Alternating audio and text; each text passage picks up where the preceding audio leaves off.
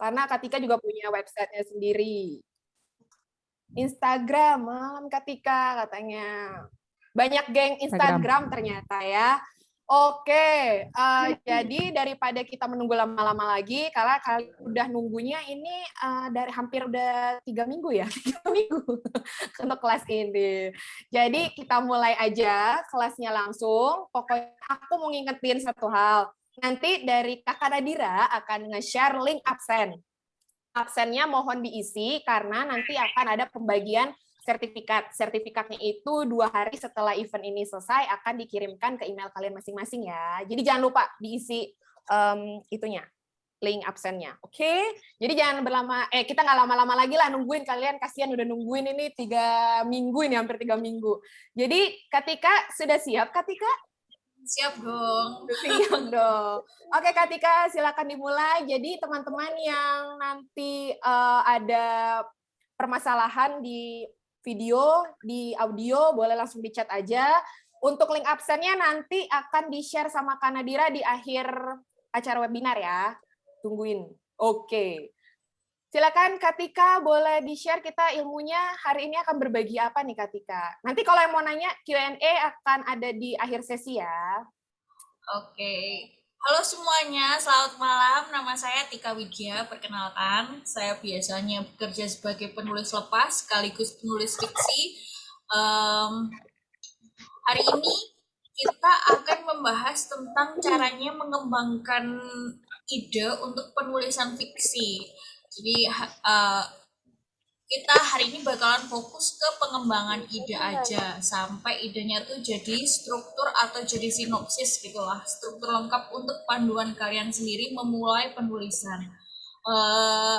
Webinar menulis gratis ini BTW nggak akan cuman bisa diakses bulan ini aja, tapi bulan depan itu bakalan ada webinar lanjutannya yang akan membahas lebih lanjut soal penulisan fiksi. Dan tadi udah ngobrol sama Kak Malika, bulan depan kita bakalan membahas soal penokohan dan gimana caranya bikin tokoh yang kuat. Jadi stay tune lah ya, stay tune sama update-update di Instagram, soalnya aku bakalan buka kelas lagi, kelas gratis setiap bulan. Nah, langsung aja share screen dulu ya. Sudah terlihatkah teman-teman? Ya, Kak. Sudah. Oke. Nah, seperti yang saya bilang tadi, hari ini kelas kita akan fokus ke mengembangkan idenya untuk penulisan fiksi. Jadi gimana sih caranya dapat ide, terus gimana cara menggali ide itu sampai mendalam gitu. Ini biasanya adalah tahap yang paling disukai oleh Kak Malika dan Kak Nadira. Biasanya kalau di WA kita bakalan lama banget membahas soal ide dasar sampai jadi struktur yang tepat gitu sebelum mulai menulisnya beneran. Nah, sebelumnya disclaimer dulu gitu. Kemarin waktu aku ngadain Q&A, ngadain polling di di story itu, banyak yang ngomong kalau kalau punya ide yang bagus atau ide yang fresh itu bakalan lebih pede sama tulisannya, padahal nggak gitu juga gitu. Kalau menurut aku sendiri tuh ide tuh bukan segalanya dalam menulis ya. Jadi yang penting itu sebenarnya bukan idenya, tapi bagaimana kita mendekati sebuah ide itu sendiri gitu. Jadi kedalaman menggali sebuah ide itu sebenarnya yang membedakan antara seorang penulis profesional dan yang masih pemula. Jadi kalau ide sendiri tuh ya, kalau menurut aku itu sebenarnya nggak ada ide yang original di dunia ini, nggak ada lagi lah. Kalau sekarang ini hampir semuanya itu berupa pengulangan aja, tapi yang membedakan tuh adalah bagaimana cara seorang penulis tuh mendekati atau menggali idenya gitu. Setiap penulis biasanya muncul ide itu dari stimulus eksternal maupun internal. Kalau semua jadi kita nggak bisa ngomong idenya itu beneran dari kita, idenya ini fresh, idenya original ya, enggak, karena kita sendiri sebagai penulis itu sebenarnya sudah menyaring dari apa yang terjadi di sekitar kita gitu. Jadi itu nggak bener-bener original gitu.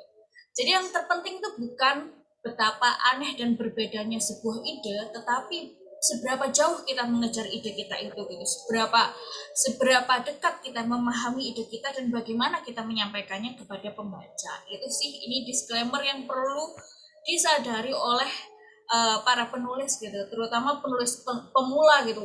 Penulis pemula soalnya rata-rata tuh yang oh aku aku nggak mau nulis dulu, ideku kayaknya kurang fresh gitu. Jangan khawatir, jangan khawatir, ide tuh nggak perlu fresh, tapi bagaimana cara kita mendekatinya, bagaimana cara kita menyampaikannya, itu uh, yang bisa digali. Nah, selanjutnya tuh dari mana sih mulai mencari ide? Ini ada kayak 8 hal yang biasanya aku lakukan ketika mencari ide.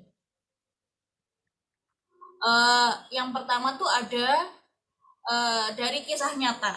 Jadi dari kejadian di sekitar kita, entah dari kejadian yang benar-benar terjadi di depan kita atau isu-isu yang lagi tren gitu.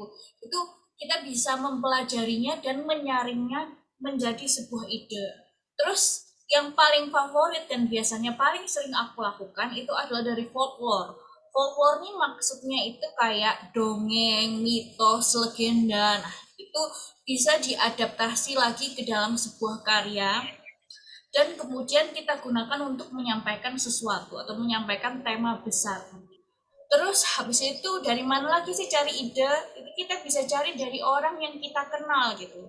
Misalnya kita punya sahabat atau punya orang tua atau punya orang-orang lah yang dekat dengan kita dan menurut kita dia itu inspirasional, tentu saja tokoh dia ini bisa kita adaptasi gitu ke dalam sebuah cerita.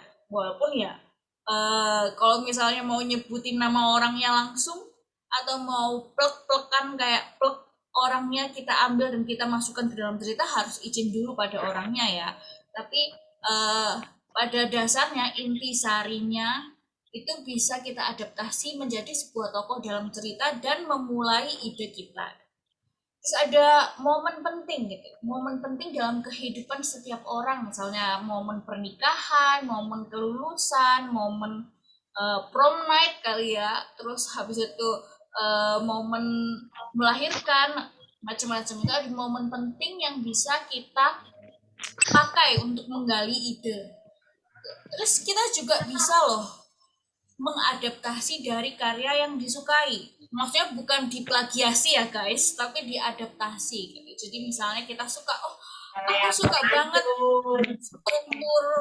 strukturnya novel ini gitu. Nah, itu strukturnya bisa kita rangkum, terus kita cek apakah kita bisa adaptasi atau kita bisa sesuaikan dengan ide kita sendiri. Nah, yang ke 6 ini juga paling favorit sih, itu bertanya what if gitu. Ini biasanya aku menggunakan ini kalau misalnya lagi nulis sesuatu yang berhubungan dengan fantasi gitu ya.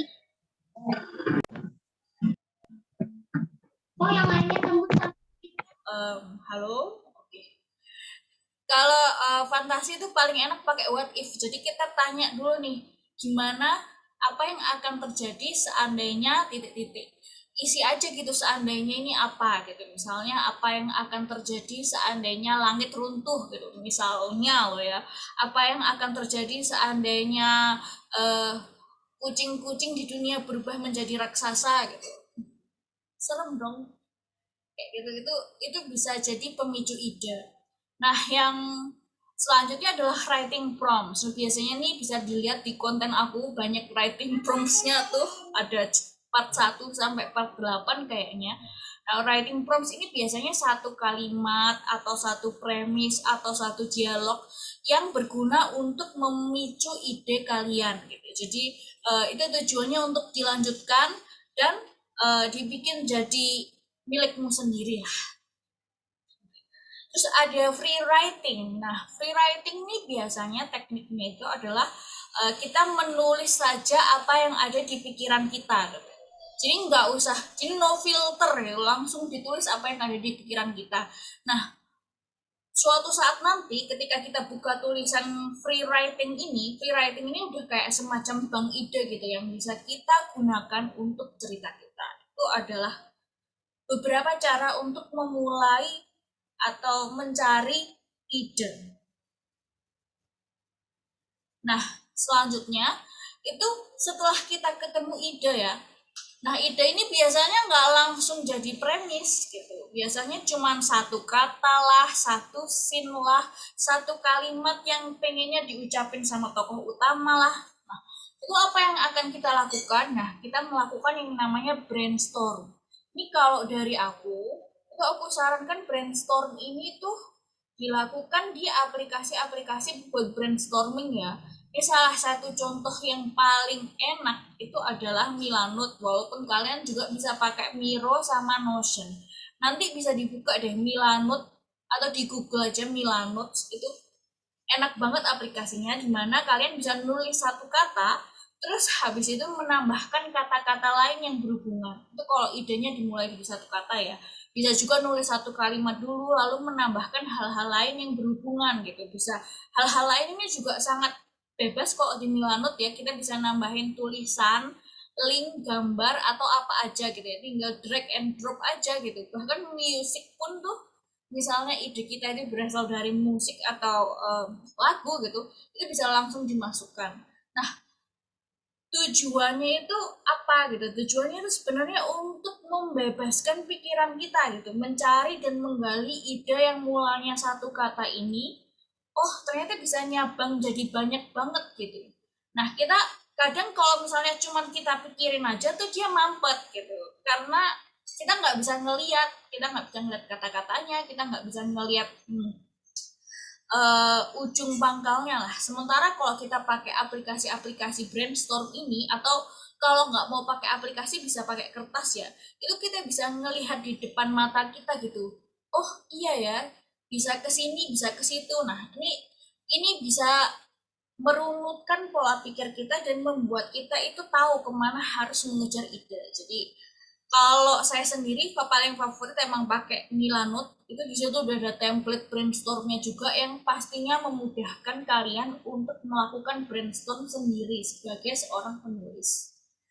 Ini adalah fase pertama setelah kita menemukan satu ide yang mau dikejar. Misalnya idenya itu adalah olahraga, ya udah langsung brainstorm aja olahraga, entah itu tokoh-tokoh olahraga atau apa namanya itu olahraga, jenis-jenis olahraga yang mau dimasukkan ke dalam cerita, itu langsung di brainstorm aja pakai aplikasi-aplikasi ini.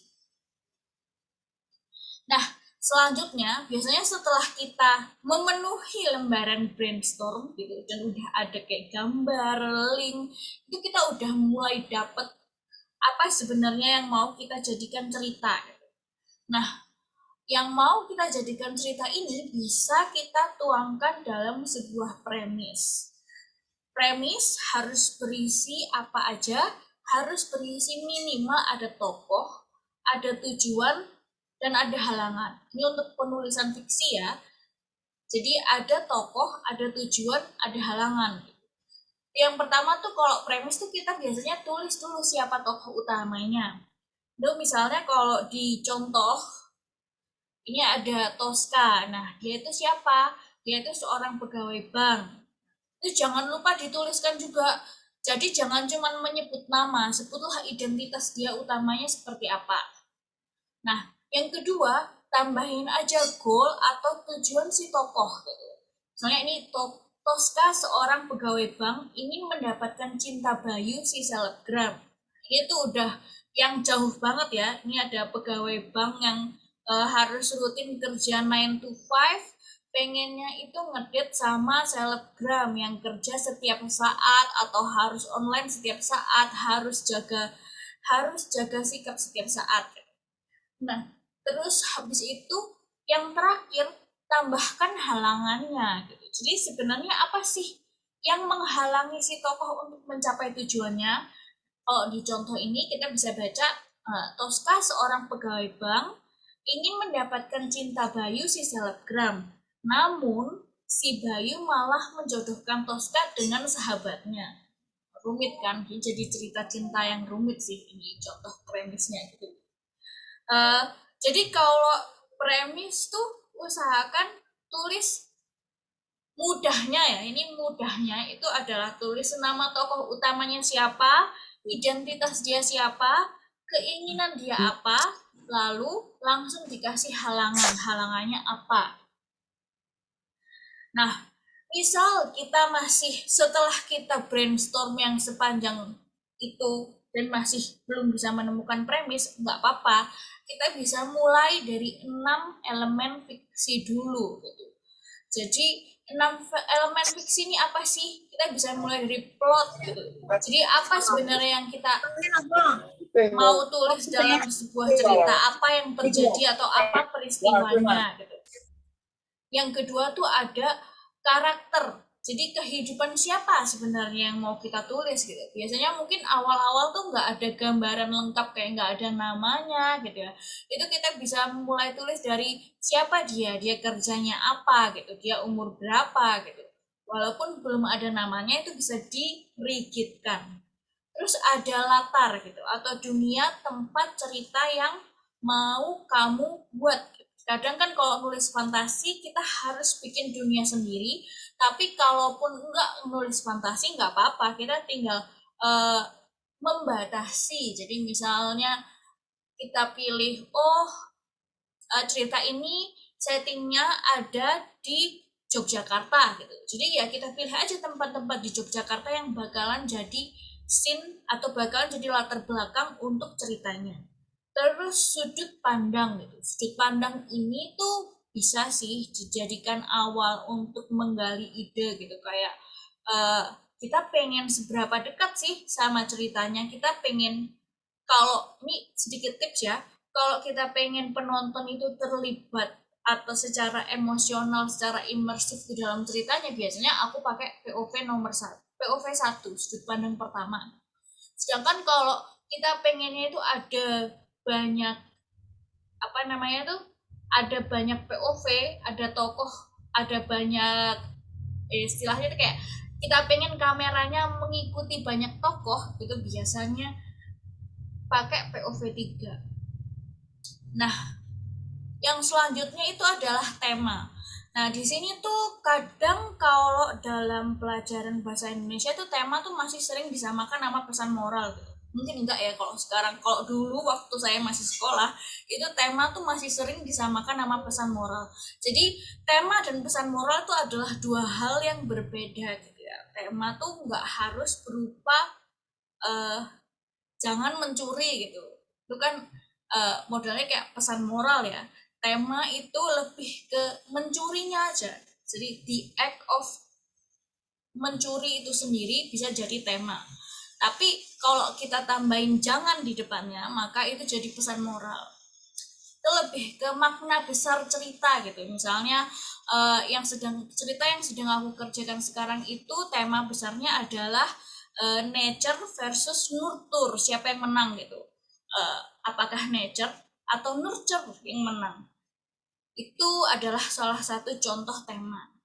Yang selanjutnya adalah gaya, bagaimana kamu akan menggunakan kata-kata untuk bercerita. Ini juga salah satu cara untuk menggali ide lebih dekat gitu. Biasanya saya sendiri kadang tuh memulai dari gaya atau diksi yang saya pilih. Misalnya tuh di salah satu cerpen yang sempat memenangkan sayembara itu saya memulai dengan, aku pengen sebuah cerita yang semua diksinya itu berhubungan dengan air dan angin.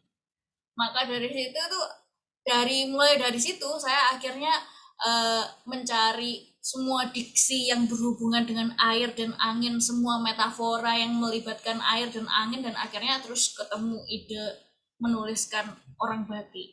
Itu bisa jadi salah satu cara gitu untuk menggali ide. Nah, setelah ada premis, setelah paling nggak ada plotnya gitu, atau salah satu dari 6 elemen fiksi tadi, kita bisa menggali idenya dengan lebih dalam. Jadi ini adalah tahapan yang saya lakukan di awal ya. Jadi bukan menulis sambil riset, tapi menulis setelah risetnya tuh lengkap. Biasanya saya menyarankan seperti itu supaya waktu nulis tuh kita udah nggak ada gangguan sibuk mencari-cari riset lagi, sibuk mencari apakah apakah di Yogyakarta itu ada stadion misalnya gitu. Tuh, jadi jangan sampai itu mengganggu penulisan karena kita belum ada gambaran gitu kan. Nah, gambaran ini dapatnya dari mana? Menggali lebih dalam ini dari mana? Tentu aja dari riset materi. Itu biasanya pekerjaannya itu adalah 50% ngeriset materi. Materi ini kayak misalnya ke pemaknaan ceritanya atau ke latar belakangnya atau ke plotnya, itu adalah bentuk-bentuk riset materi. Nah, 50% riset manusia nih maksudnya apa? Itu maksudnya ke penokohannya. Biasanya tuh kalau saya sendiri akan membuat detail penokohan yang cukup lengkap sebelum berangkat. Kenapa? Karena eh, saya pengennya tuh dialognya natural gitu ya, dimana setiap tokoh itu punya latar belakang untuk setiap diksi atau setiap kalimat dalam dialog yang dia ungkapkan. Nah, itu makanya saya bilang kita harus meriset manusia atau meriset tokoh-tokoh yang ada di dalam ceritanya itu gitu. Entah ini bisa mulai dari macam-macam sih, bisa dari zodiaknya, bisa dari MBTI-nya, bisa dari pengalaman masa lalunya, bisa dari trauma-trauma yang pernah dialami gitu, bisa dari kalau dari aku sendiri paling bagus itu adalah merunut semua pengalaman hidupnya mulai dia lahir sampai dia besar. Jadi kita tahu pola asuhnya seperti apa gitu, trauma yang dialami waktu kecil itu apa aja. Karena hal-hal ini yang membentuk sebuah tokoh gitu, yang membuat tokoh itu utuh.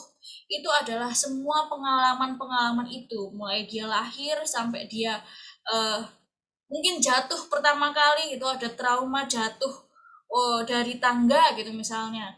Itu juga akan membuat dia pas dewasanya mungkin lebih berhati-hati ketika ada tangga di sekitaran. Itu sangat ngefek sih, membuat membuat kita pas menulis menjadi lebih gampang gitu mengatur respon-respon tokoh-tokoh kita ketika sebuah peristiwa terjadi. Nah, world building ini masuk ke dalam riset materi gitu. Jadi bahkan ketika kamu nggak lagi nulis fantasi gitu ya, karena kan world building ini dekatnya sama fantasi katanya kan ya. Itu bahkan ketika kita tidak sedang menulis fantasi, kita itu tetap memperkenalkan dunia baru gitu kepada pembaca gitu. Jadi eh misalnya kita memperkenalkan Yogyakarta, kalau misalnya kita mengambil set di Yogyakarta atau memperkenalkan Malang gitu. Nggak semua pembaca tahu Malang kan, otomatis kita juga harus membuat dunia yang mendetail gitu supaya uh, ceritanya tuh lebih believable gitu. Itu selain itu gitu, world building ini juga maksudnya adalah membuat batasan. Misal pun kita mengambil kota Malang sebagai setting cerita, itu kan kita nggak mungkin toh pakai semua part kota Malang gitu. Biasanya scene tetap terjadi di suatu lokasi tertentu, misalnya apakah rumah, sekolah, stadion, balai kota. Nah, itu ketika kita melakukannya di awal, kita memberi batasan gitu dan memudahkan kita untuk menulis nanti. Jadi kita nggak tiba-tiba di tengah cerita udah chapter 38 terus bingung, enaknya ini scene-nya mau aku kasih latar belakang yang mana ya gitu. Nggak, jadi itu mending di list di awal aja gitu. Bangunan apa, lokasi apa yang mau kamu masukkan ke dalam ceritamu. Nah, setelah semua riset itu dilakukan, itu biasanya yang saya lakukan untuk menggali ide adalah menghubungkan titik-titiknya, menghubungkan semua poinnya gitu. Jadi memeriksa apakah semua poin di dalam ide ini udah berkesinambungan gitu. Jangan sampai ada kontradiksi gitu. Tanyakan beberapa pertanyaan ini untuk mengoptimalkan ide cerita. Gitu. Apakah apakah wait. Oh, di layar ada coretan merah ya? Sebentar. Iya, Kak. Kenapa ya? Nggak tahu nih. Masih adakah? Masih, soalnya tadi ada yang ke-unnoted kali Mbak. Iya. Tapi masih kelihatan kan tulisannya ya? Masih Katix itu kayaknya tadi ada yang ke-unnoted, harus di unshare screen dulu. Kalau kelihatan lanjut aja kali ya. Kelihatan tapi kelihatan. Biar cepet. Jadi ketika tahap memastikan bahwa semua bagian cerita itu sudah berkesinambungan, biasanya yang saya lakukan itu adalah bertanya pada diri sendiri gitu. Jadi yang pertama tuh, apakah tema cerita itu sudah diwakili oleh konflik tokoh? Misalnya kalau tema besarnya kayak tadi ya, nature versus nurture gitu. Apakah konfliknya itu udah melambangkan tema besarnya? Apakah udah connect? Apakah aku bisa menjelaskan gitu konfliknya ini, hubungan konfliknya dengan tema besar ceritanya? Terus yang kedua tuh, ini agak sering dilupakan ya, ketika kita working sama tema cerita itu kadang kita lupa bahwa tokoh tuh punya tujuan hidup gitu.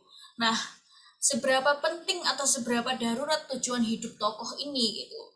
Biasanya cerita yang bagus itu selalu punya tujuan yang esensial gitu. Entah itu berhubungan dengan hidup dan matinya, atau entah itu berhubungan dengan ekonominya gitu. Biasanya itu ada, si tokoh itu harus punya tujuan yang esensial, bukan cuma tujuan yang yang nggak penting bagi dirinya sendiri. Yang selanjutnya tuh, apakah semua elemen fiksi sudah mendukung tema besarnya? Misalnya ini kayak gaya bahasa tadi gitu. Gaya bahasa tadi misalnya kita milih angin dan air gitu ya. Apakah udah mendukung tema besarnya? Kalau di cerita itu ternyata tentang nature versus nurture, mungkin udah nyambung ya, karena kan angin dan air ini bagian dari nature juga. Terus apakah tema cerita sudah sesuai dengan target pasar? Nah, ini nih yang agak penting gitu. Misal kalau kita berangkatnya dari target pasar, itu kita biasanya sudah mengenal tema-tema cerita yang sesuai sama target pasar gitu kan. Nggak mungkin kayak anak umur 17 tahun disuguhin novel erotis gitu, itu biasanya biasanya sudah kegambar gitu. Ketika kita ada target pasar, kita akan mengembangkan cerita yang sesuai sama target pasar. Terus ini bisa dicek langsung gitu kalau kita udah punya ide, apakah sudah sesuai sama target pasar yang mau kita tuju. Nah, setelah dicek dan setelah berkesinambungan, itu biasanya saya bikin mood board. Nah, mood board ini bikinnya di mana? Di Milanote tadi ya. Jadi enak banget nih Milanote.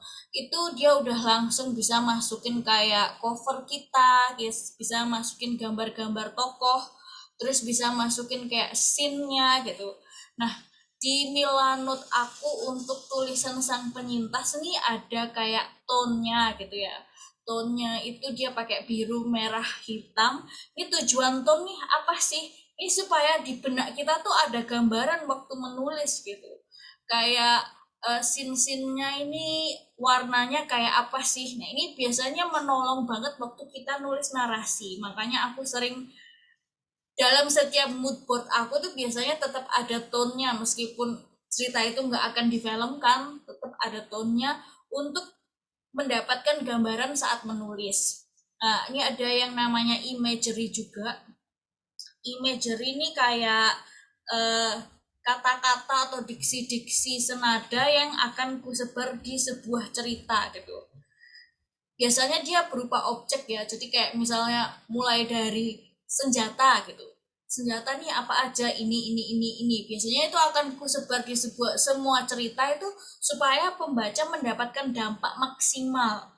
Karena Sang Penyintas ini bahas tentang protes dan senjata gitu.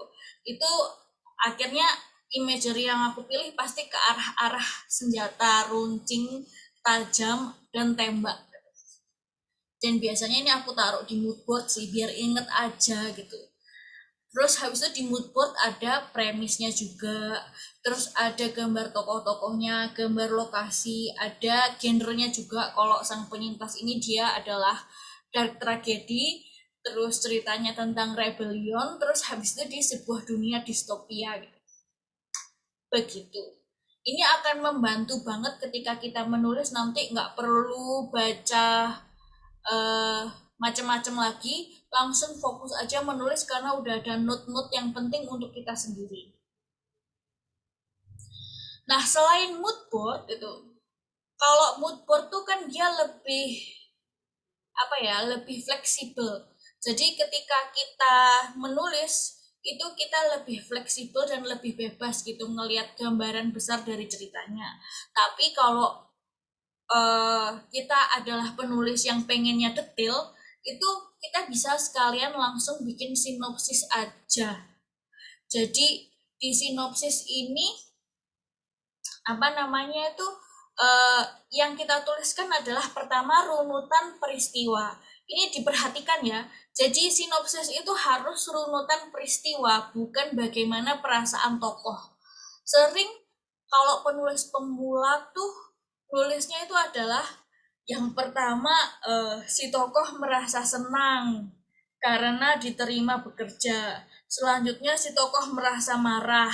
Kemudian si tokoh merasa begini, merasa begitu. Nah, itu bukan peristiwa, tapi perasaan tokoh yang dituliskan. Jadi, jangan menuliskan perasaan tokohnya, tapi fokus pada peristiwa. Terus, sinopsis tuh juga bukan blurb. Jadi, dia berfungsi sebagai panduan menulis, sekaligus nantinya tuh sinopsis bisa dikirim ke penerbit ketika kita mengajukan proposal buku. Jadi tuliskan dari awal sampai akhir runutan ceritanya, rangkaian peristiwanya seperti apa. Gak usah dikasih, kalau blurb kan biasanya nggak ditulis semua gitu, cuma dikasih kayak sedikit spoiler yang membuat penasaran. Itu jangan sampai seperti itu ketika kita menuliskan sinopsis. Itu beneran harus ditulis dari awal sampai akhir.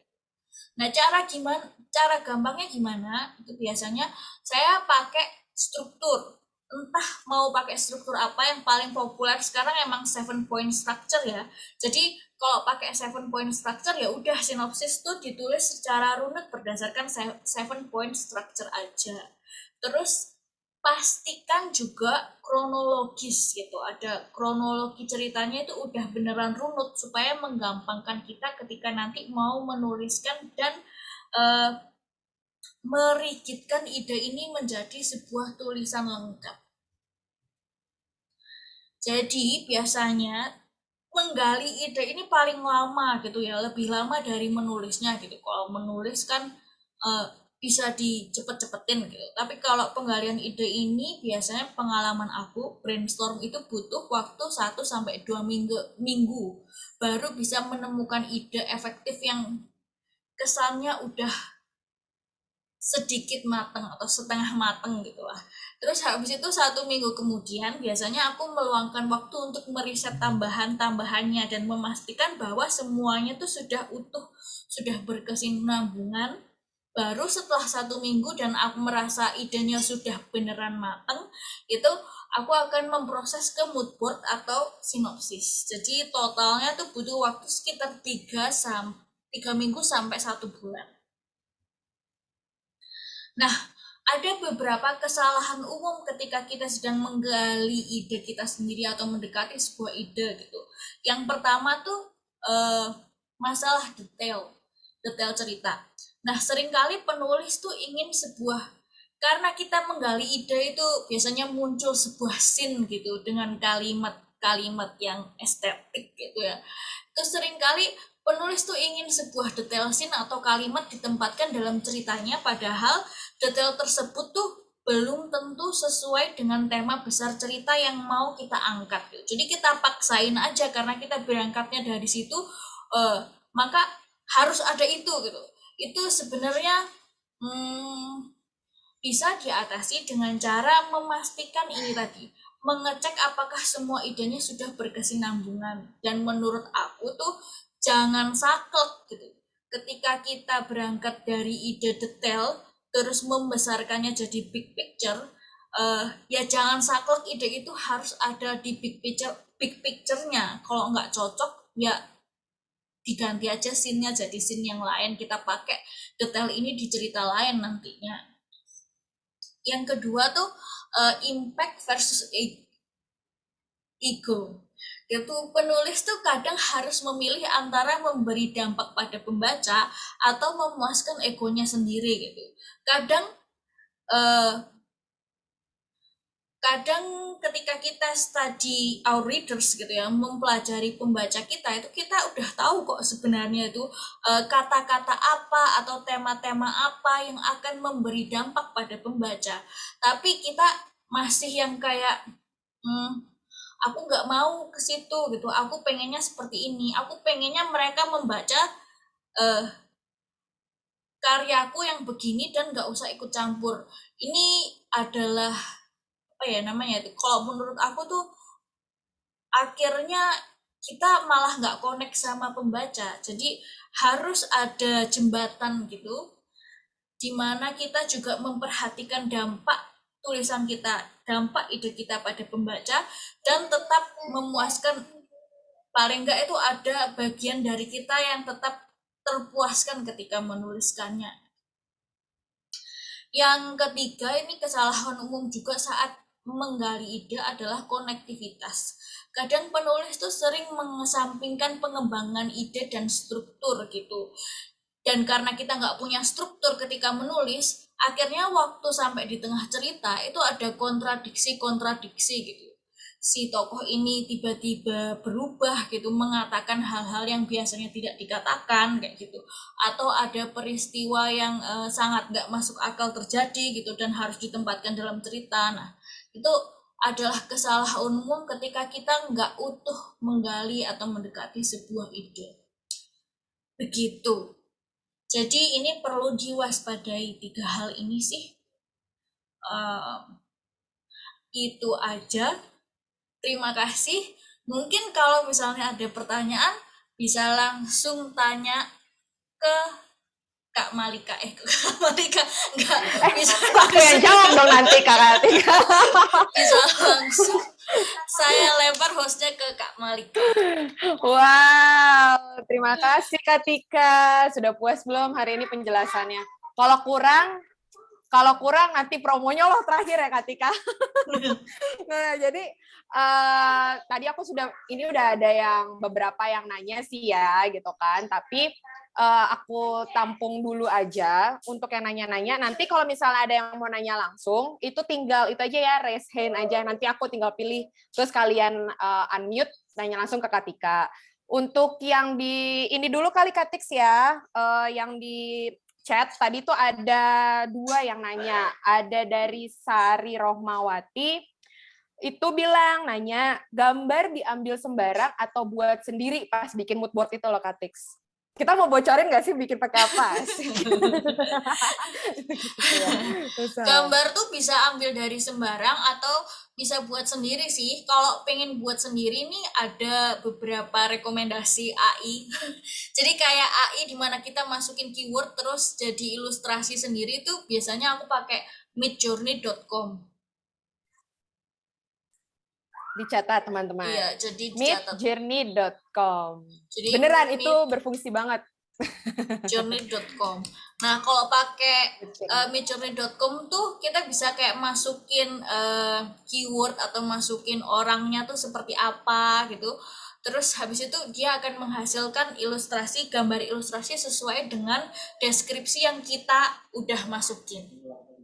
Itu bisa membantu banget sih untuk mengembangkan ide tentang tokoh misalnya. Benar.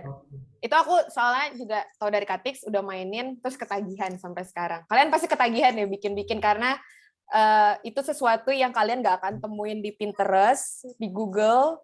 Itu karena itu sesuai isi kepala kalian akan diterjemahkan oleh Midjourney. Percaya itu, aku tadinya mau sombong, mau pamer, mau nunjukin karya aku terlalu soalnya banyak banget Kak Tix.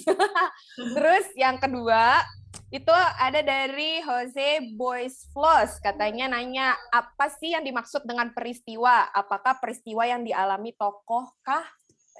Ya, peristiwa tuh benar peristiwa yang terjadi atau dialami tokoh gitu. Jadi peristiwa tuh maksudnya itu kejadian ya. Jadi bukan kayak si tokoh merasa apa, tapi terjadi apa di sekitar si tokoh ini gitu. Misalnya kayak eh, Eva merasa marah karena bosnya. Ini adalah perasaan, bukan peristiwa.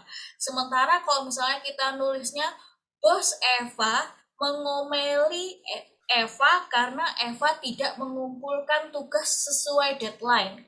Nah, itu adalah peristiwa. Jadi paham bedanya kan ya. Jadi kita jangan hindari menulis apa yang dirasakan oleh si tokoh, tapi bahaslah peristiwa yang terjadi. Ini akan membantu kita saat menulis gitu. Karena pas menulis narasi itu yang kita tulis sebenarnya adalah runutan peristiwa, bukan cuman perasaan tokohnya. Kalau kita menulis si Eva bingung karena dimarahin gitu, itu kita nggak akan terbantu karena kita nggak tahu sebenarnya dimarahinnya karena apa yang terjadi, bagaimana cara marahinnya itu kan kita nggak tahu. Jadi itu malah ketika nulis harus mikir lagi.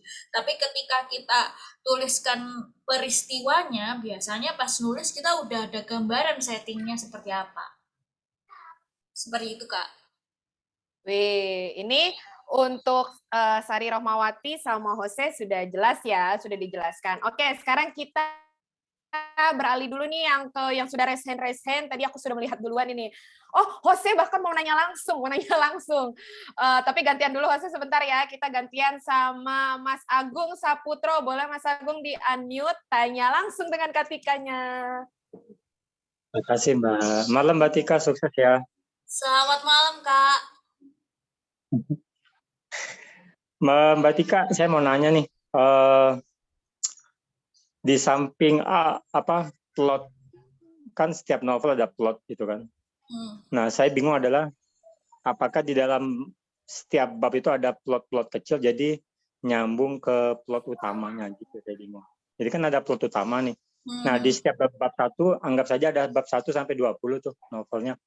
Nah, apakah setiap bab 1 sampai 20 itu ada ada plot-plot kecil yang untuk mensupport plot utamanya gitu.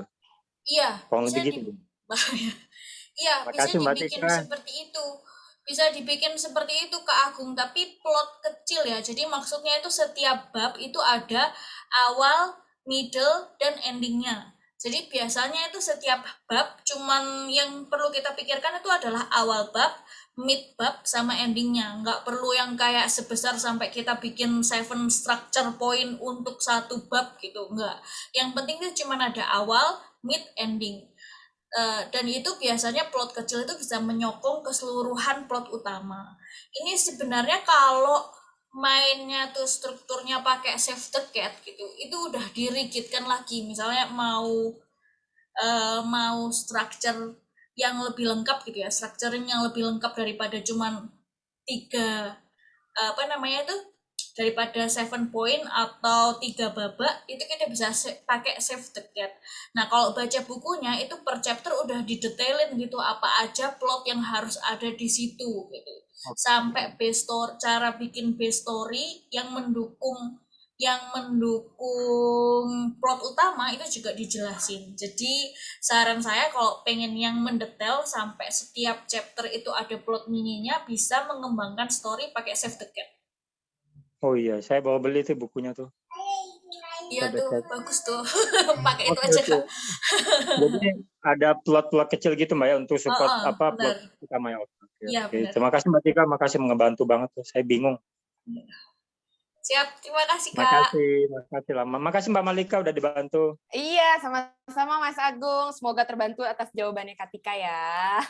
Selamat menulis kalau gitu. Oke, kita lanjut ke Mas Andi Bramanda nih. Mas Andi, ada yang mau ditanyakan langsung dengan Katika? Saya mau nanya, saya kan kebetulan saat ini lagi nulis novel, maksudnya membangun universe saya sendiri di novel tersebut. kira-kira novel dengan genre fantasi dan tema superhero itu bakalan laku nggak di pasaran Indonesia? Di pasaran Indonesia ya? Kok di pasaran kalau menurut aku itu ada fans sendiri untuk itu, tinggal kita pilih platform yang biasanya punya punya preferensi ke arah sana gitu. Walaupun kalau sekarang mungkin dia masih, jadi dia bukan top 3 lah ya kalau ngomong genre di Indonesia, tapi tetap ada pembacanya kok menurut saya gitu. Karena saya juga kebanyakan nulisnya tuh nulis genre fantasi. Jadi masih ada pembacanya asal kita tahu bagaimana menjangkau pembaca itu. Misalnya tuh kalau ngomong superhero berarti kita jangkau lah komunitas-komunitas yang suka cerita-cerita superhero, komunitas-komunitas komik biasanya juga sering banget membutuhkan bacaan tentang superhero. Jadi tinggal menemukan gimana kita harus memasarkan cerita yang tepat untuk menjangkau pembaca yang suka genre cerita itu.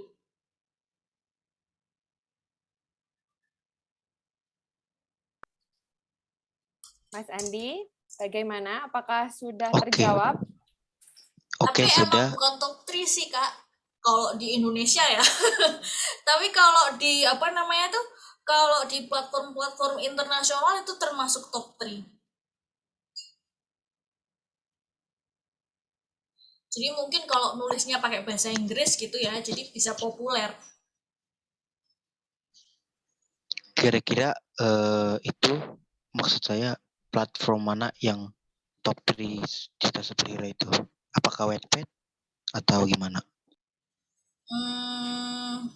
Sebenarnya bukan platformnya juga, tapi komunitasnya gitu. Ketika kita nemu komunitas yang pengen membaca itu gitu, misalnya yang cocok dengan bacaan itu, biasanya bisa diarahkan untuk pergi ke platform Wattpad atau ke Viso atau ke Storyal atau kemana kayak gitu.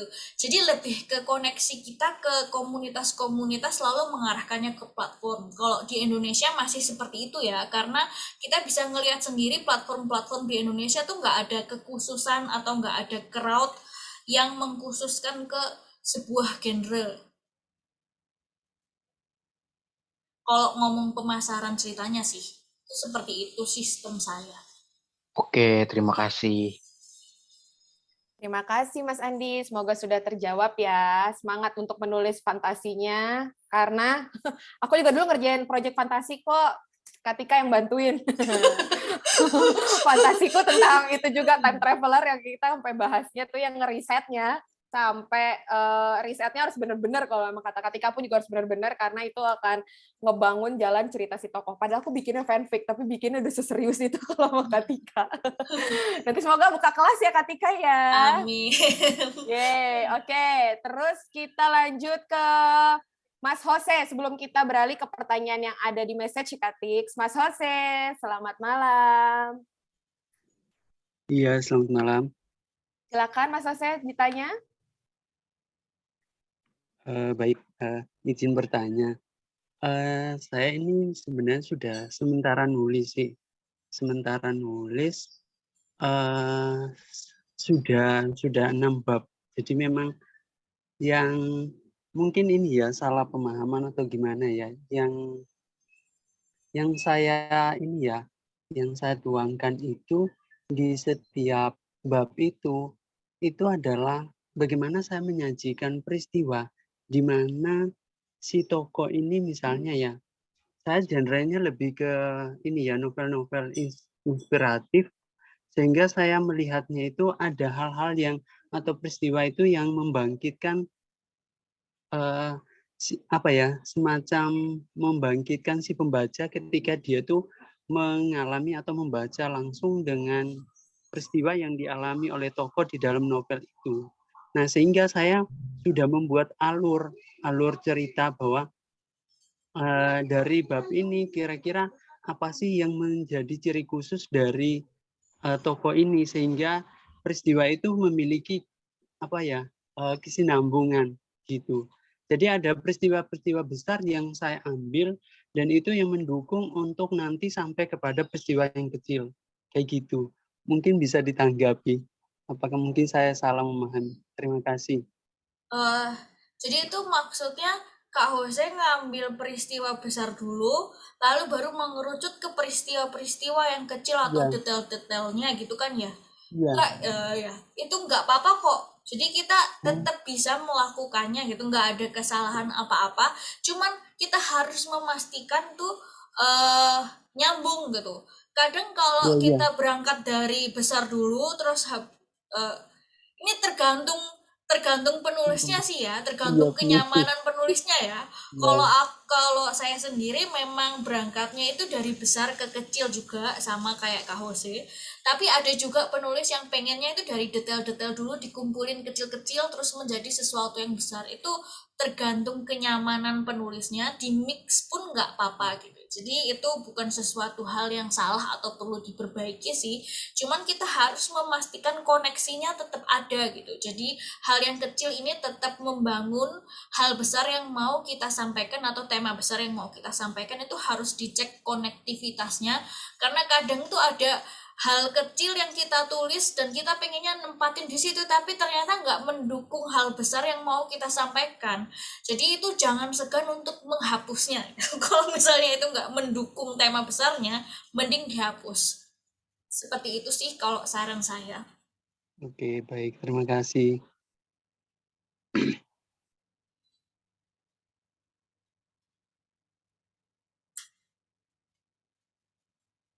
Unmute Kak Malika. Oh iya, aku ke unmute. Astaga, aku ngelawak. Ngelawak sekali aku. Terima kasih ya Mas Jose. Tuh kan aku udah ngomong panjang lebar tadi sama Mas Jose. Oke Kak Tix, ini tuh ada 3 pertanyaan di message. Sebenarnya sama aja sih, sebenarnya sama aja. Pertanyaannya itu dari Antika, Aziza, sama Safitri. Itu kurang lebih pertanyaannya gini. Gimana sih cara kita mengetahui cerita kita itu sesuai pasar? Dan gimana sih cara riset pasar? Apakah kita ngikutin pasar atau ya udah jalan aja sesuai dengan ide kita? Gimana itu Kak Tix? Jadi bukan kita ngikutin pasar ya. Yang pertama itu yang kita harus pelajari, yang harus kita lakukan adalah studi pasar kita gitu. Misalnya penulis pengen menulis untuk ibu-ibu muda lah ya, kira-kira usia 27 sampai 35 tahun gitu.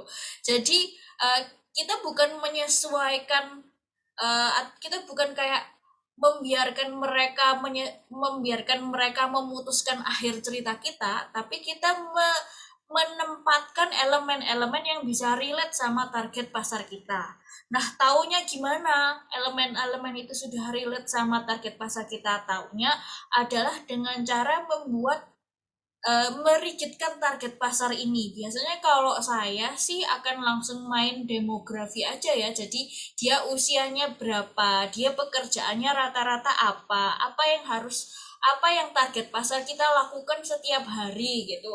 Apa yang target pasar kita sukai dan apa yang tidak mereka sukai. Nah, gitu. Untuk mengetahui apa yang tidak mereka sukai dan mereka sukai ini juga bisa ditempatkan nantinya di dalam cerita gitu. Misalnya kayak ibu-ibu muda tidak suka kalau orang lain membahas anaknya. Nah, itu udah bisa jadi konflik sendiri yang kita tempatkan dalam cerita dan bisa relate gitu sama ibu-ibu muda gitu. Misalnya ibu-ibu muda tidak suka tetangga yang suka selingkuh gitu. Itu juga bisa dijadikan cara untuk menarik pembaca atau membawa target pasar kita untuk recognizing our story gitu, untuk punya keterikatan emosional sama cerita kita.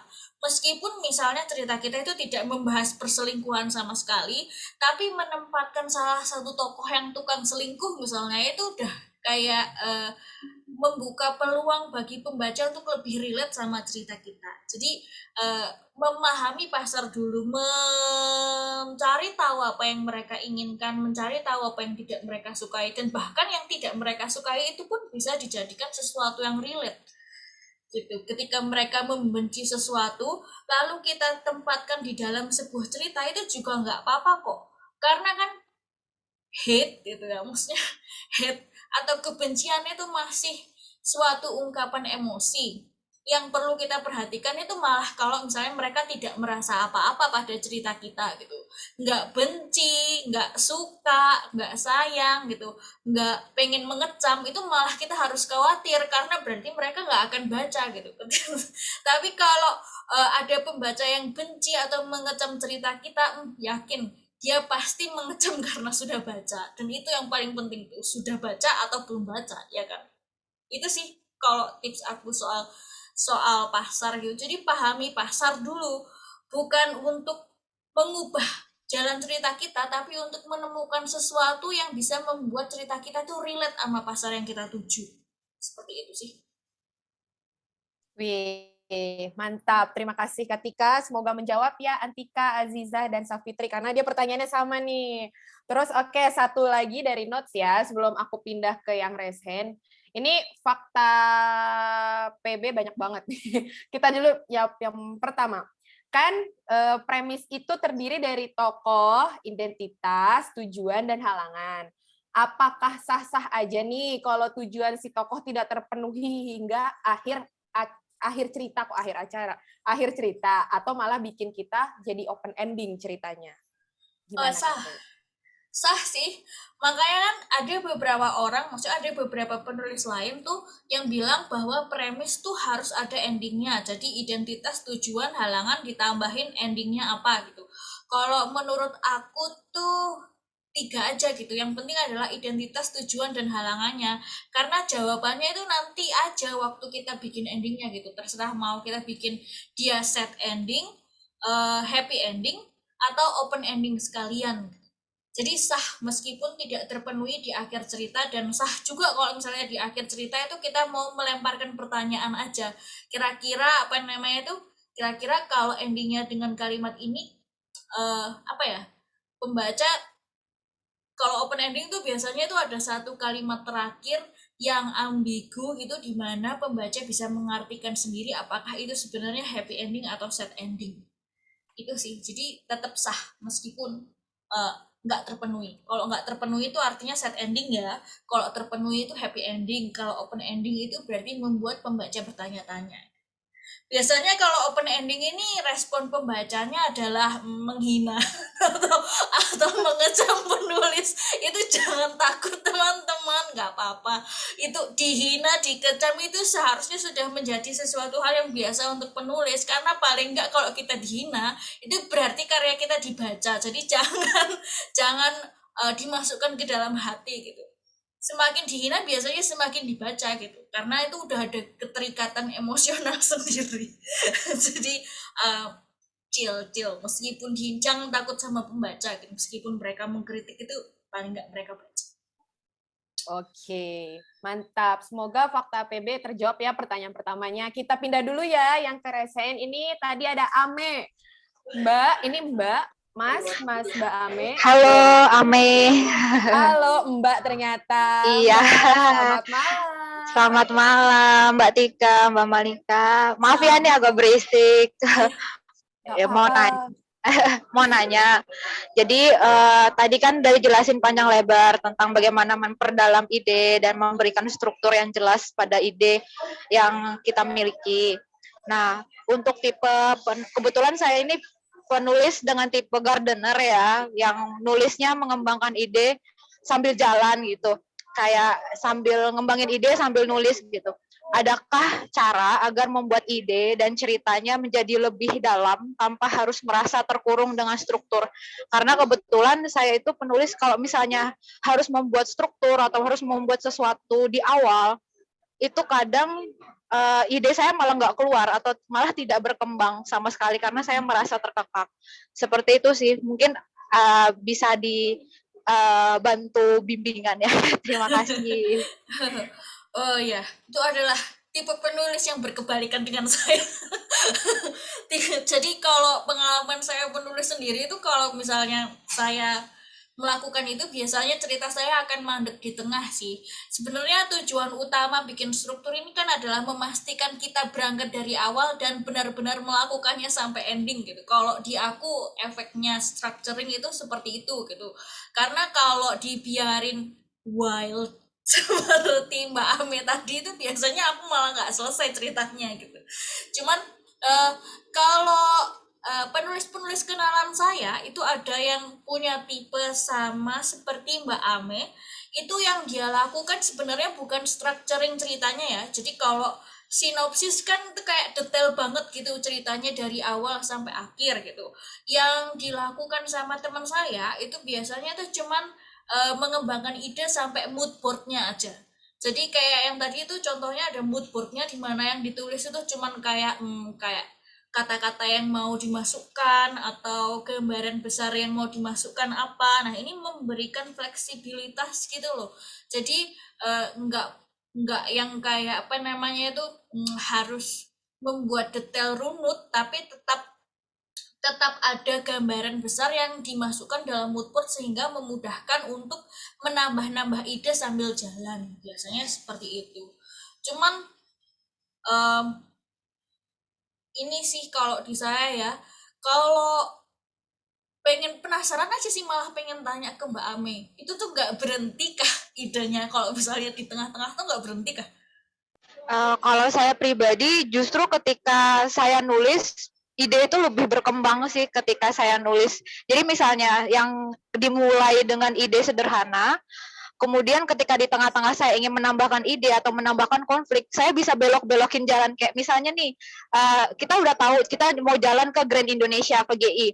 Tapi kita muter dulu ke sana, ke sini, ke sana, ke sini. Tapi ujung-ujungnya tetap ke GI gitu. Jadi saya menilhami tulisan saya seperti itu, muter-muter wae gitu. Dan itu sebenarnya juga kadang sedikit banyak dikritik sama pembaca saya yang merasa bahwa tulisanmu tuh intinya segini, cuman muter-muter Mbak gitu. Jadi itu yang saya mau tanyain ke Mbak, gimana caranya walaupun ini muter-muter cerita ini tetap terasa dalam dan relate sama pembaca itu sih. Ya tuh dalam enggaknya tuh biasanya itu kalau kita kerasa dalam di pembaca ketika kita itu menyinggung ketika semua elemen dalam cerita kita itu sebenarnya mendukung tema besar yang utama gitu, dan untuk memastikan tema besar utamanya tetap tersinggung gitu, tetap ada di dalam cerita walaupun kita itu mengembangkan ceritanya sambil jalan. Biasanya si penulis temenku ini yang melakukan proses kreatifnya hampir sama kayak Mbak Ame itu pakainya mood board. Jadi bukan sinopsis ya, bukan sinopsis yang saklek gitu loh, dari sini pergi ke sini gitu, enggak, tapi pakai mood board aja. Jadi tetap ada tone-nya, tetap ada diksi yang pasti bakal ke include dalam ceritanya, tapi enggak yang saklek peristiwanya ini A B C D E gitu. Jadi sampai ke mood board sih kalau dia tuh. Jadi setiap kali dia mau mengembangkan, menambahi ide cerita baru ke dalam ceritanya, dia akan ngecek mood board dulu dan memastikan bahwa ide cerita barunya ini tetap sesuai dengan mood board-nya. Kayak gitu sih Mbak Ami. Oke, terima kasih Mbak Tika bantuannya dan arahannya. Selamat malam. Selamat malam. Malam, Mbak Ame, terima kasih atas pertanyaannya. Semoga kejawab ya, dan jadi ceritanya. Terus kita ini karena keterbatasan waktu, ini race yang terakhir ya. Masih ada sisa 2 lagi. Itu ada Mas Abrian Rakasiwi. Ini Mas kan ya? Aku nggak salah kan? Mas Abrian? Ya, betul. Oke, Mas Abrian, silahkan langsung saja bertanya. Ya, malam Mbak Malika sama Mbak Tika. Selamat malam. Ya, saya bukan penulis, cuman saya suka menghayal dan rasanya pengen juga dari apa yang saya hayalkan itu saya ingin tuangkan dalam tulisan gitu sih, Mbak. Nah, jadi ada tadi saya baca yang masalah terkait impact sama ego ya.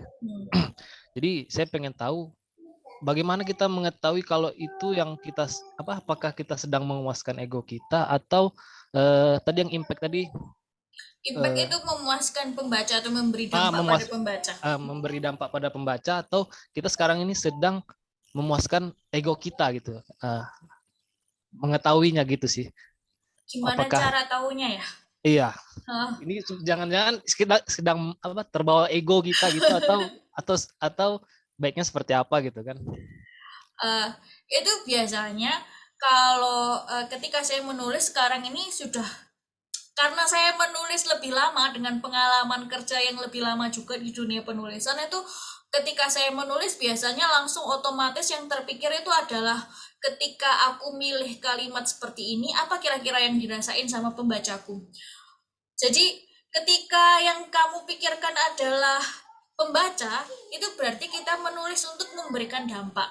Tapi ketika yang kita pikirkan itu hanyalah aku pengen tokoh ini nanti jadian sama itu, aku pengen tokoh ini begini, aku pengen begini, aku pengen begitu, itu berarti yang kita lakukan hanyalah menulis untuk diri kita sendiri. Itu sih. Jadi ketika bedanya cuma itu aja, ketika kita menulis dan yang kita pikirkan itu adalah dampak tulisan ini pada pembaca, kayak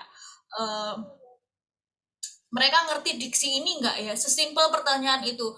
Ketika aku milih diksi ini, apakah pembacaku tahu nggak sih arti diksi ini? Nah, itu berarti kita sudah mempertimbangkan pembaca dalam tulisan kita dan kita menulis untuk dampak. Tapi ketika yang kita lakukan itu cuman bodoh amat mereka mau mikirin apa, yang penting aku maunya begini, itu berarti kita menulis untuk diri kita sendiri. Lebih tepatnya suka hati kita gitu Mbak ya. Ya Mbak, terima kasih Mbak. Ya, sama-sama.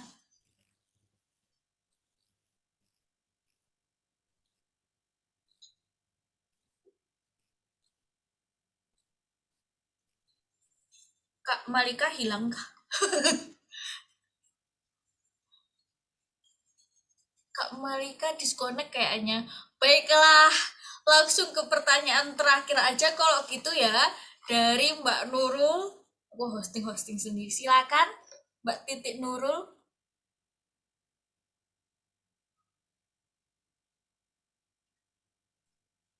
Halo Kak Tika. Halo. Kak, kan kakak tadi bilang kan udah jelasin ya cara-cara apa aja yang buat mancing ide. Misal kita nih udah coba gali tuh dari semua yang Kak Tika bilang, tapi masih mandek di situ gitu. Ada nggak sih tools lain gitu, kayak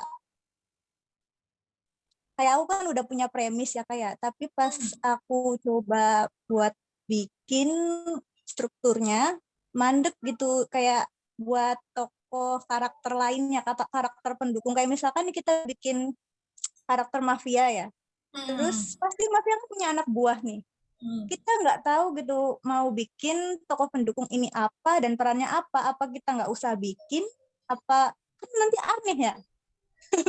Ada nggak sih Kak buat ngebantu kita, kayak ngebantu saya yang lagi masalah kayak gini?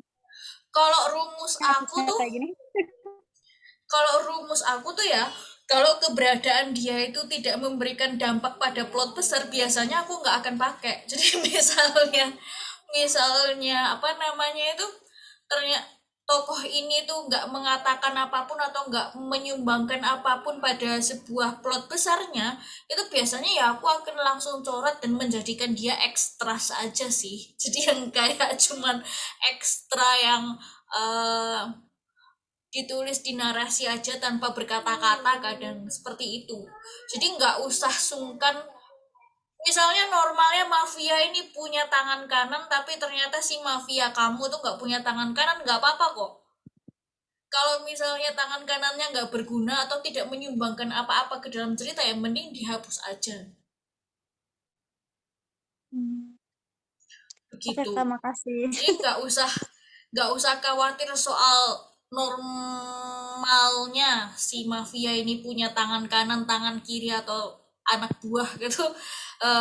Misalnya anak buahnya itu diadain tapi ternyata nggak menyumbangkan apa-apa ke dalam cerita, itu kan malah aneh gitu ya. Kita udah ribet-ribet ngeriset si anak buah ini tampilannya kayak gimana dan cara ngomongnya gimana, tapi ternyata dia nggak menyumbangkan apa-apa dan nggak membawa ceritanya ke tahapan berikutnya, tuh malah janggal kok dipaksa-paksain nempatin di dalam cerita gitu. Jadi yang ada di dalam cerita tuh harus semuanya mendukung jalannya cerita, membawa cerita dari peristiwa awal sampai ke akhir. Kalau misalnya dia tidak melakukan apa-apa, dia tidak memajukan jalan cerita, ya nggak usah dimasukin, nggak apa-apa kok Kak. Begitu Kak Nurul. Kak Titik. Oh ya siap, Siap. Kak. Makasih Kak Tika. Oke, terima kasih ya Mbak Titik. Mbak Titik Nurul nih ya. Nurul Mbak Titik. Oke, sekarang kita lanjut ke ini ya Kak Tix, yang pertanyaan-pertanyaan terakhir yang ada di message. Ada yang nanya gini, gimana ya cara bikin POV dengan tokoh sibling? Dan gimana caranya bikin dunia utopia dan distopia untuk pemula, dari Alia Salsalbila. Bagaimana Kak Tika? Menarik sekali pertanyaannya. Itu kalau studi utopia dan distopia itu ada studinya sendiri sih, akan lebih lengkap kalau misalnya cari referensi yang penulisnya Margaret Atwood. Aku biasanya belajar banyak dari situ tentang dunia utopia dan distopia. Sederhananya, dunia utopia itu adalah dunia yang ideal atau tampak ideal, tampak damai gitu, kayak Midsommar lah. Tapi ada apa namanya itu, ada hal-hal di balik dunia utopia yang biasanya itu questioning kita as human yang tidak sempurna gitu. Jadi menurut aku gitu ya, human itu adalah sempurna tidak sempurna gitu ya. Jadi maksudnya kita semua ini sempurna karena ketidaksempurnaan kita gitu. Ketika sebuah dunia yang kita tawarkan atau ketika kita hidup di dunia yang sempurna dan dunia ideal gitu, maka ketidaksempurnaan kita itu akan menjadi kontradiksi. Dan itu biasanya yang dibahas atau tema utama dari novel-novel utopia dan distopia itu ada di situ gitu. Ketika itu utopia, berarti yang kita challenge itu adalah dunia yang sangat sempurna atau ideal. Ketika itu distopia, maka yang kita challenge adalah dunia yang tidak ideal atau berkebalikan dari utopia. Dan itu semuanya biasanya tema-tema besarnya distopia dan utopia ini adalah soal humanisme sih. Jadi apa namanya itu, bagaimana respon kita ketika kita ada di dunia yang sangat ideal atau sangat tidak ideal itu.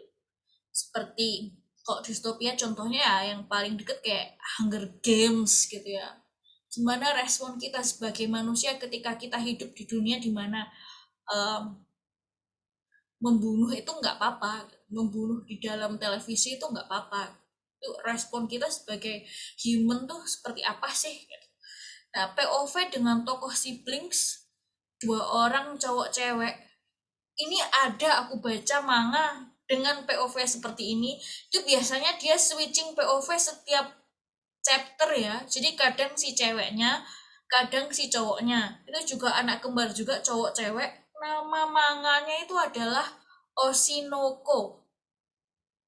Mungkin bisa baca manga itu untuk belajar POV-nya, dan idealnya memang pakai POV 3 sih Kak gitu.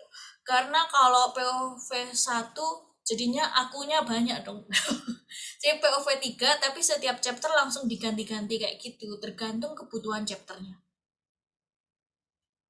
Begitu Kak Alia Salsabila. Iya, semoga terbantu ya Kak Alia dengan jawaban detailnya dari Kak Tika. Kak Tix, terus ada lagi yang nanya, gimana bikin tema cerita fantasi klasik itu biar nggak ngebosenin? Itu pertanyaannya dari Talita. Gimana caranya biar nggak bosen bikin cerita fantasi klasik? Fokus ke actionnya. Maksudnya fokus ke dunia fantasi itu yang paling menarik itu kan ada apa namanya tuh, dunia yang berbeda banget dengan kita, gimana cara kerjanya, misalnya kayak cara kerja dunianya itu juga udah berbeda dengan dunia kita. Misalnya kalau ini dunia fairy ya, misalnya ada kultur fairy yang menarik, itu membuat cerita nggak bosen gitu. Kayak kita baca Harry Potter nggak bosen sih, karena kan kita sambil membaca kita sambil mencari tahu gimana caranya dunia itu bekerja, gimana caranya bikin ramuan, gimana caranya menyihir, gimana caranya main Quidditch. Nah itu yang bikin nggak membosenin sih. Jadi membangun cerita dari detail. Jadi kalau kita bikin dunia sendiri, maka itu harus mendetail dan harus ada kulturnya. Jadi kita bangun kultur dari awal sih kalau bikin dunia fairy itu. Ada kultur misalnya kayak fairy muda tuh harus melalui upacara tersendiri baru dia bisa dibilang mature gitu misalnya. Nah, kultur-kultur, detail-detail kultur seperti ini yang bikin cerita fantasi tuh mengasihkan kalau menurut aku pribadi. Wow, mantap kali jawabannya. Semoga terjawab ya Kak Talita untuk membangun fantasi fairy-nya. Oke, Kak Tix, ada lagi bilang, dia belum pernah nih ke Jepang, si Kak Linda Kusumo. Tapi gimana ya cara ngambil cerita latar Jepang itu? Padahal belum pernah sama sekali ke sana. Ini cara praktis sih ya. Biasanya yang aku lakukan buka Google Map. Di situ ada 360 view-nya juga kan. Ini sangat praktis kok. Jadi kita bahkan tahu di mana posisi. Kalau misalnya di situ ada tiang listrik, kita bahkan tahu posisi tiang listriknya tuh di mana gitu. Untuk membuat membuat suasananya jadi nyata. Jadi jangan segan untuk melihat dan mengecek Google Map. Recently Kak Malika lagi bikin cerita yang settingnya di Pulau Jeju dan dia ngambil gambar. Belum pernah ke Jeju. Dia belum pernah ke Pulau Jeju, tapi dia mengambil settingnya ya dari Google Map, dari 360 degrees view yang ada di Google Map itu membuat cerita kita lebih detail. Apa ya? Sebentar. Ini aku share deh. Boleh di-share nggak sih, Kak Tik? Ya silakan. Terus aku mulai sombong. Enggak. Aku cobain, aku lihat bentar ya. Enggak nih sih. Ini tuh ntar ngerjainnya sebenarnya berdua sama si Kanadira ini ya. Yang aku baca nggak ya?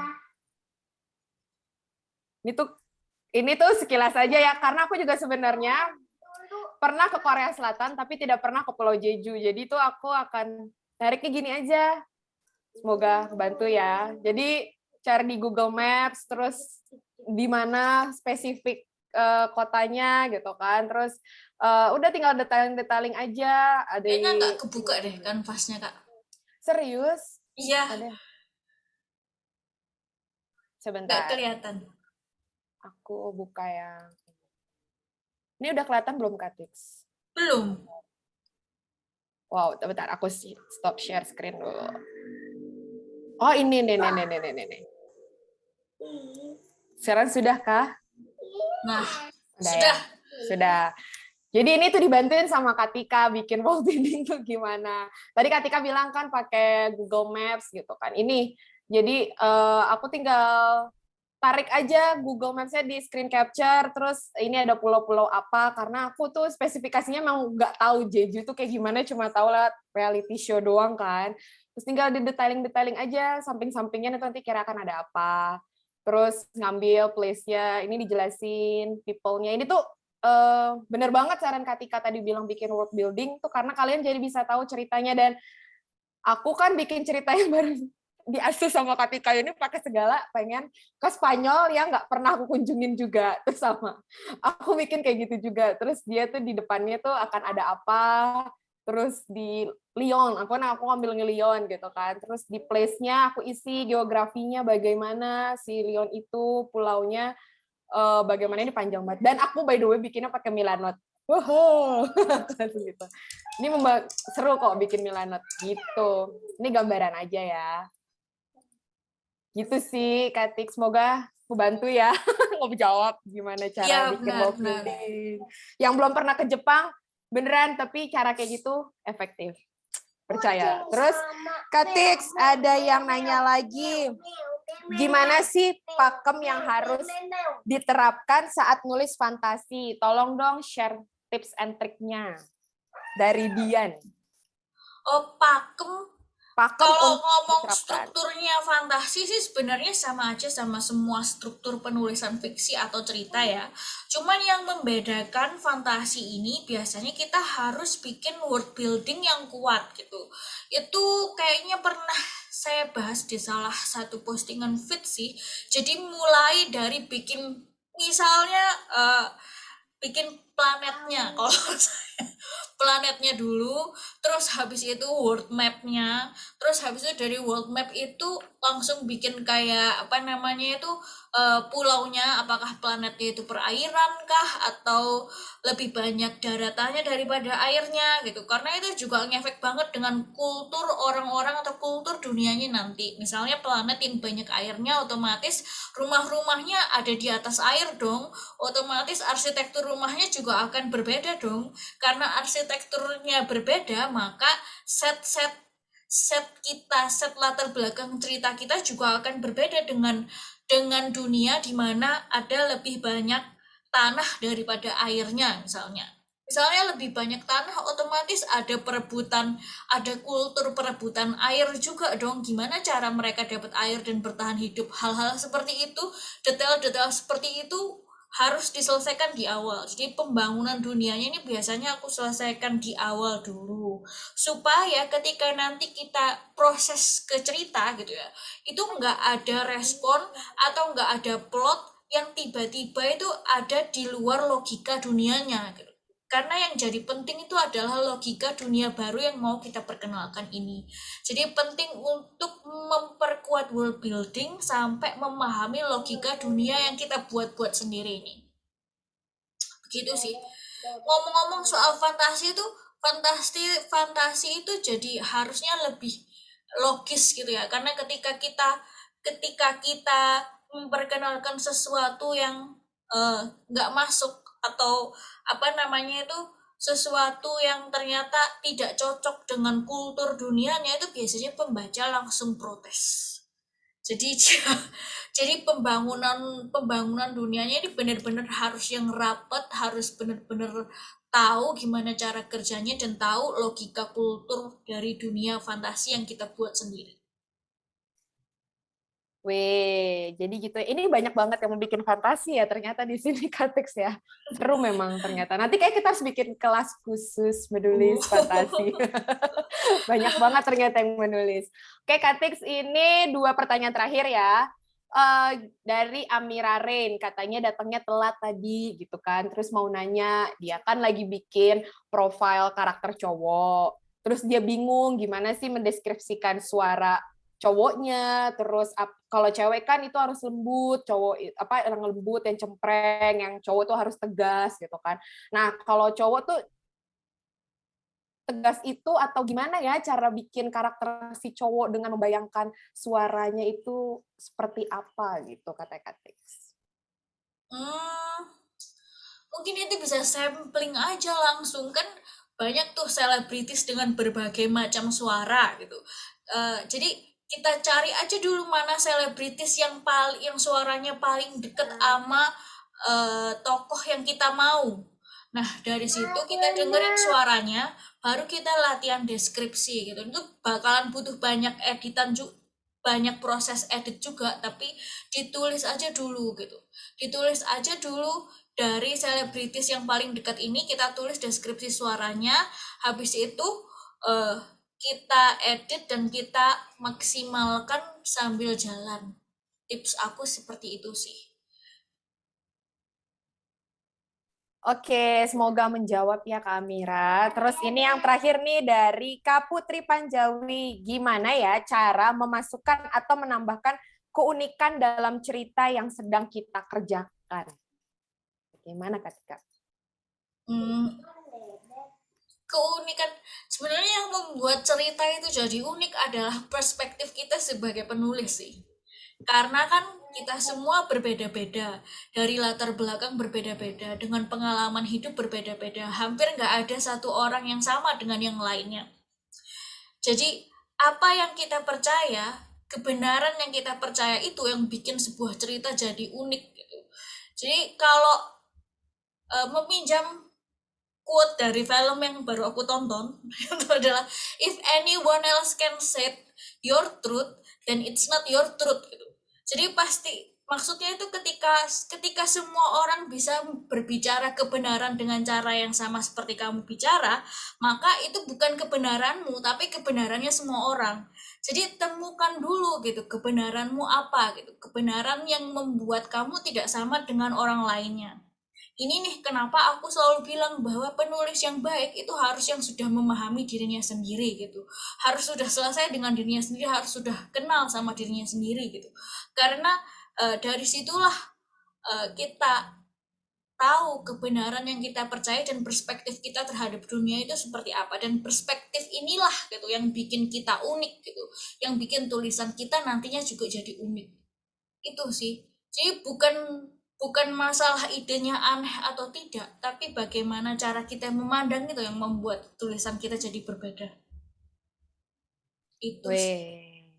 Terima kasih Kak Tika. Oke teman-teman, semoga, tapi ada beberapa sih yang belum ketanya, tapi karena keterbatasan waktu kita, nanti boleh kok tanya langsung, DM langsung ke Kak Tika. Boleh kan Kak Tika ya? Ya boleh. Boleh ya, langsung DM aja ke Instagramnya Kak Tika, karena tadi kan tim Instagram nih langsung DM aja Kak Tika, kayak tadi kan Kak Fakta pengen masih ada pertanyaan, tapi belum bisa ketanya lagi karena kita gantian ya gitu. Nanti tanya aja langsung ke Kak Tika lewat DM. Terus ini Kak Nadira mau bagiin link absen. Link absennya diisi ya biar kalian dapat sertifikat. Sekarang di-message sekarang isi ya. Ayo gitu. Terus Kak Nadira, silakan Kak Nadira di-share Kak Nadira. Oke, sudah ya teman-teman.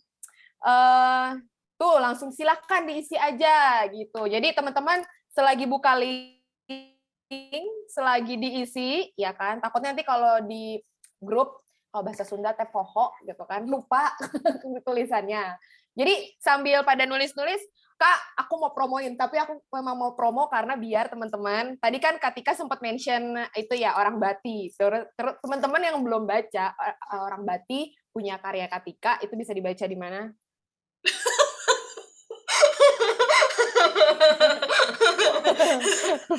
Kalian harus beli. Jadi Kak Tika dengan 9 perempuan lain, 9 kan terus kotoy. Iya, 9 perempuan lainnya. 9 perempuan lainnya menulis antologi buku. Judulnya Tahu Berontak. Di sini beneran ada ceritanya Kak Tix yang orang Bati. Beneran deh, ada orang Bati. Itu harus dibaca banget karena wow. Dan itu karakternya pakai nama aku juga. Jadi harus dibaca teman-teman. Jadi kalau mau beli Tahu Berontak